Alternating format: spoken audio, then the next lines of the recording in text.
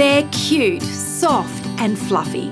But when ducklings are this small, they can literally be sitting ducks. By that, I mean they're vulnerable. There are all kinds of dangers out there. They can get lost from their parents, eaten by pretty much anything bigger than them, and they can even be trapped down drains. What a little cutie.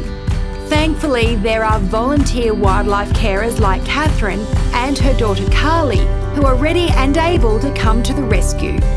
Catherine has been taking in orphan ducklings for around 8 years, raising them until they're big and strong enough to fend for themselves. Catherine, I can see why you love them. They're absolutely gorgeous. They are adorable, aren't they? So tiny and fluffy. So how does a little wood duck like this one get into trouble? Well, this little one was from a road accident, so he was the sole survivor, but they can often get separated from their mums. And it's interesting too because wood ducks do nest high up in hollows of trees, don't they? Yes, they do, up to 40 feet up, and when mum's ready to go, all the little ducklings follow, and occasionally some are a bit slow to get out, so they get left behind. Now, I also understand, when you're little, you're going to be vulnerable to, to animals wanting to eat you, and that happens sometimes as well. But what about the drain thing? Yes, when mum crosses over the drains, unfortunately little ones aren't big enough to get across, so they drop down into them, or they can be washed into the drains when it's bad weather. Right now, 17 ducklings are in care at different stages of development. The smallest is a Pacific black duck, weighing in at just 41 grams. It's kept warm in an incubator until it grows big enough to move to the next stage. It must be such a lovely feeling to see the progress that's made while they're here with you. Oh, absolutely. They come in as tiny babies and they need to be in the incubator. That's to keep their temperature warm because they can't maintain their own heat.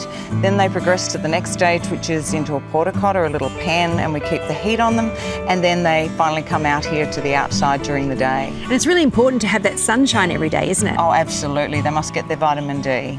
Now, with all of the experience you've got, obviously diet is a huge factor to make sure that they're developing properly. What's on the menu? Oh, absolutely. All fresh greens, spinach, kale, broccoli, herbs, and then they get their duck mixes and their calcium and vitamins. No bread. Okay, no bread. And why is that? Because it causes a lot of abnormalities, bone deficiencies and angel wing, which means the babies have to be euthanized. The ducklings are looked after until they reach the 4-week mark. Then they'll be transferred to another carer for the next 6-week stage of their journey before a soft release back into the big wide world. Well, Catherine, you're certainly playing your part and it's huge, but what can we all do to help ducks and ducklings? Okay, so the big thing is the environment, making sure we save the trees that have the hollows where they nest, being very careful on the roads. If you see a mother duck and her baby, slow down. The big thing, don't feed them bread, but if the children want to still feed, that's peas, corn, carrot, and as you can see, some salad. So just more of a natural diet, not the bread? No. Well, all wonderful advice. Thank you very much for introducing us to these beautiful little fluff balls today. Thank Keep you, up the Stacey. great work, I know you will. Okay, thanks.